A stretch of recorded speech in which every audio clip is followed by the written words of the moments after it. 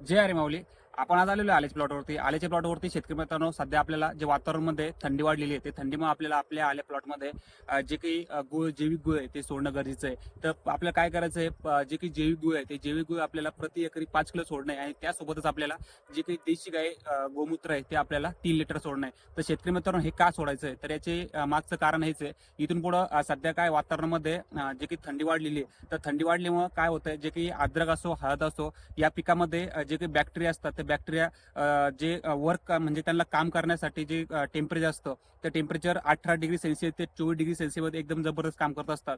जर हे टेम्परेचर वाढलं किंवा कमी झालं, त्यामध्ये ते जे बॅक्टेरिया सुप्त अवस्थेमध्ये जात असतात. तर हे बॅक्टेरियाला जे ऍक्टिव्ह म्हणजे ठेवण्यासाठी आपल्या प्लॉटमध्ये आपल्याला जे काही टेम्परेचर आहे ते टेम्परेचर मेंटेन ठेवणं गरजेचं असतं. तर शेतकरी मित्रांनो, आपल्याला काय करणं आहे, जे टेम्परेचर मेंटेन ठेवण्यासाठी आपल्या प्लॉटमध्ये यामुळे आपल्याला आपल्या जे हीट निर्माण होण्यासाठी जे गुळ देणं खूप महत्त्वाचं असतं. तर गुळ दिल्याने आपण काय होणार आहे, आपल्या प्लॉटमध्ये जे काही जीवाणू असतात, ते जे काही जीवाणू आहे ते जीवाणू ग्लुकोज भेटत असतं. त्यामुळे जे काही जीवाणू ऍक्टिव्ह होत असतात. त्यामुळे आपण जे खतं वगैरे देत असतो, NPK खतं वगैरे आतापर्यंत आपण दिलेले असतात, ते खतं जे काही विघटन करून जर झाडापर्यंत पोहोचत असतात, हे त्याचं मुख्य कारण असतं. तर म्हणजे बेड जर गरम राहिलं तर एकदम जबरदस्त वर्क हे करत असतं, म्हणजे सुप्त अवस्थेमध्ये बॅक्टेरिया म्हणजे जात नाही.